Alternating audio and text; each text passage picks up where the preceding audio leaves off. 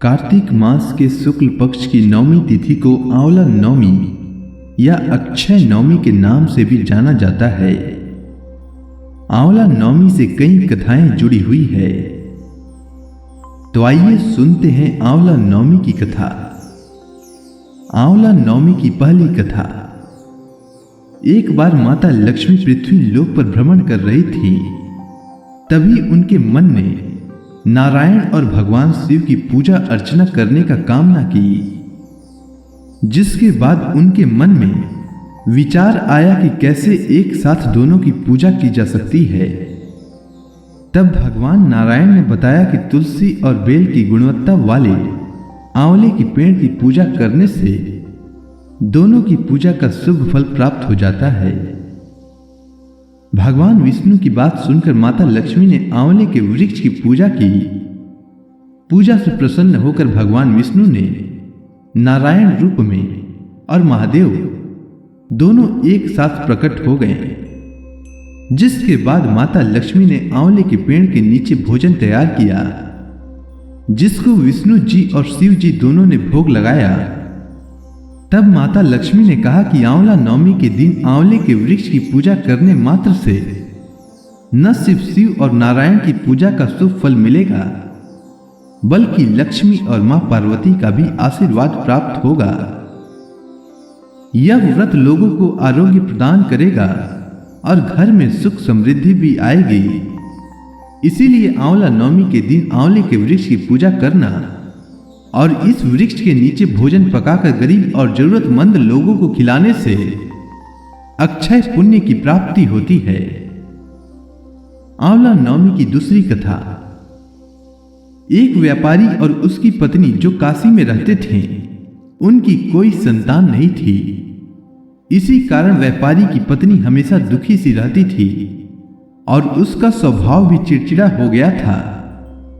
एक दिन उसे किसी ने कहा कि अगर वो संतान चाहती है तो वह किसी जीवित बच्चे की बलि भैरव बाबा के सामने दे, इससे उसको संतान प्राप्ति होगी। उसने यह बात अपने पति से कही, लेकिन पति को यह बात फूटी आंख न सुहाई। पर व्यापारी की पत्नी को संतान प्राप्ति की चाह ने इस तरह से बांध दिया था कि उसने अच्छे बुरे की समझ को भी त्याग दिया और एक दिन एक बच्चे की बलि भैरव बाबा के सामने दे दी, जिसके परिणाम स्वरूप उसे कई रोग हो गए। अपनी पत्नी की यह हालत देखकर व्यापारी बहुत दुखी था। उसने इसका कारण पूछा। तब उसकी पत्नी ने बताया कि उसने एक बच्चे की बलि दी। यह सुनकर व्यापारी को बहुत क्रोध आया, पर बाद में उसे अपनी पत्नी की दशा पर दया आ गई और उसने उसे सलाह दी कि वो अपने पाप की मुक्ति के लिए गंगा में स्नान करे और सच्चे मन से प्रार्थना करे। व्यापारी की पत्नी ने वही किया। कई दिनों तक गंगा स्नान किया और तट पर पूरी श्रद्धा के साथ पूजा की। इससे प्रसन्न होकर माता गंगा ने एक बूढ़ी औरत के रूप में व्यापारी की पत्नी को दर्शन दिए और कहा उसके शरीर के सारे विकार दूर करने के लिए वो कार्तिक मास शुक्ल पक्ष की नौमी के दिन वृंदावन में आंवला नौमी का व्रत रखकर उसकी पूजा करेगी तो उसके सभी कष्ट दूर हो जाएंगे। व्यापारी की पत्नी ने बड़े विधि विधान के साथ पूजा की और उसके शरीर के सभी कष्ट दूर हो गए। उसे सुंदर शरीर प्राप्त हुआ, साथ ही उसे पुत्र की प्राप्ति भी हुई। तभी से महिलाएं संतान प्राप्ति की इच्छा से आंवला नौमी का व्रत रखती हैं। आंवला नौमी की तीसरी कथा। एक राजा था। उसका प्रण था कि वह रोज 1.25 मन आंवला दान करने के बाद खाना खाता था। इससे उसका नाम आंवल्या राजा पड़ गया। एक दिन उसके बेटे बहू ने सोचा कि राजा इतने सारे आंवले रोजाना दान करते हैं, इस प्रकार तो एक दिन सारा खजाना खाली हो जाएगा। इसीलिए बेटे ने राजा से कहा कि उसे इस तरह दान करना बंद कर देना चाहिए। बेटे की बात सुनकर राजा को बहुत दुख हुआ और राजा रानी महल छोड़कर बियाबान जंगल में जाकर बैठ गए। राजा रानी आंवला दान नहीं कर पाए और प्रण के कारण कुछ खाया नहीं। जब भूखे प्यासे 7 दिन हो गए तब भगवान ने सोचा कि यदि मैंने इसका प्रण नहीं रखा और इसका सत नहीं रखा तो विश्वास चला जाएगा। इसीलिए भगवान ने जंगल में ही महल, राज्य और बाग बगीचे सब बनवा दिए और ढेरों आंवले के पेड़ लगा दिए। सुबह राजा रानी उठे तो देखा कि जंगल में उनके राज्य से भी दुगना राज्य बसा हुआ है। राजा रानी से कहने लगे, सत मत छोड़े सुरमा सत छोड़िया पत जाए, सत की छोड़ी लक्ष्मी फिर मिली आए। आओ नहा धोकर आंवले दान करें और भोजन करें। राजा रानी ने आंवले दान करके खाना खाया और खुशी खुशी जंगल में रहने लगे। उधर आंवला देवता का अपमान करने और माता पिता से बुरा व्यवहार करने के कारण बहू बेटे के बुरे दिन आ गए। राज्य दुश्मनों ने छीन लिया, दाने दाने को मोहताज हो गए और काम ढूंढते हुए अपने पिताजी के राज्य में आ पहुंचे। उनके हालत इतने बिगड़े हुए थे कि पिता ने उन्हें बिना पहचाने काम पर रख लिया। बेटे बहुत सोच भी नहीं सकते थे कि उनके माता पिता इतने बड़े राज्य के मालिक भी हो सकते हैं, सो उन्होंने भी अपने माता पिता को नहीं पहचाना। एक दिन बहू ने सास के बाल गूंथते समय उनकी पीठ पर मस्सा देखा। उसे यह सोचकर रोना आने लगा कि ऐसी मस्सा मेरी सास का भी था।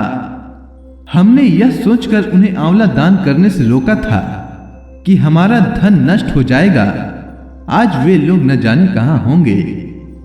यह सोचकर बहू को रोना आने लगा और आंसू टपक टपक कर सास की पीठ पर गिरने लगे। रानी ने तुरंत पलट कर देखा और पूछा, तू क्यों रो रही है? उसने बताया कि आपकी पीठ पर जैसा मस्सा है वैसा ही मस्सा मेरी सास की पीठ पर भी था। हमने उन्हें आंवला दान करने से मना कर दिया था, इसीलिए वे घर छोड़कर कहीं चले गए। तब रानी ने उन्हें पहचान लिया, सारा हाल पूछा और अपना हाल बताया। अपने बेटे बहू को समझाया कि दान करने से धन कम नहीं होता बल्कि बढ़ता है। बेटे बहू भी अब सुख से राजा रानी के साथ रहने लगे। हे भगवान, जैसा राजा रानी का सत रखा वैसा सबका सत रखना, कहते सुनते सारे परिवार का सुख रखना। आंवला नवमी की चौथी कथा। दक्षिण में स्थित विष्णु कांची राज्य के राजा जयसेन थे। इनके इकलौते पुत्र का नाम मुकुंद देव था।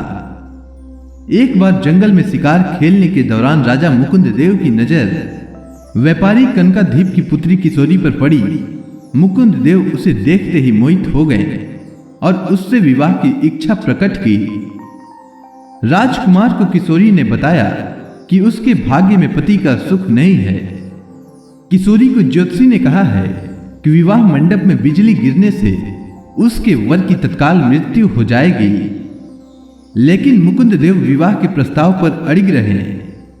मुकुंद देव ने अपने आराध्य देव सूर्य और किशोरी ने भगवान शंकर की आराधना की। भगवान शंकर ने किशोरी से भी सूर्य की आराधना करने को कहा। भोले शंकर के कहे अनुसार किशोरी गंगा तट पर सूर्य आराधना करने लगी।